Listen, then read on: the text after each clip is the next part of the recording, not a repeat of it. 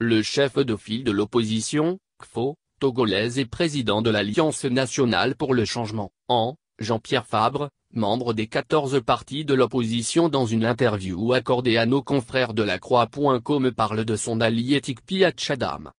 Dans cette interview accordée au site français, Fabre s'est également prononcé sur plusieurs sujets, passion identitaire au Togo, l'armée, Faure-Gnassingbé, la France. Pour Fabre, l'apport du Parti national panafricain, PNP, de Tikpi Hatchadam dans cette lutte est intéressant et même important.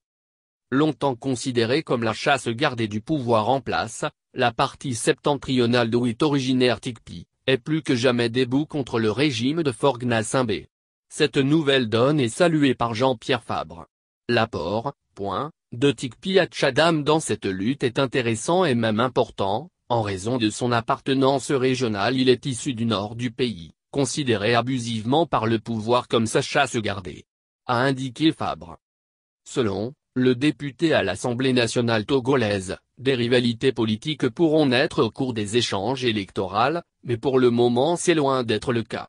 Naturellement, lorsqu'arriveront les compétitions électorales dans un environnement politique assaini, on pourra voir naître ou s'exacerber des rivalités et des suspicions politiques. Mais nous n'en sommes pas là pour le moment, a précisé le CFO.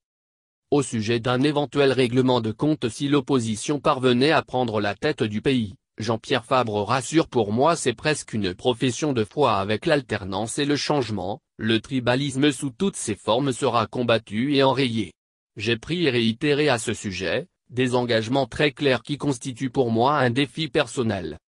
Il se poursuit en disant qu'il importe de restaurer la confiance entre des populations d'origines différentes, qui vivent en communauté depuis des générations, qui se marient entre elles.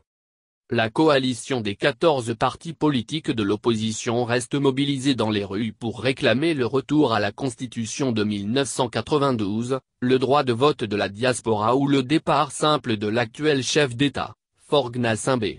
Ainsi, de nouvelles manifestations sont prévues pour le samedi 16 décembre 2017 sur toute l'étendue du territoire.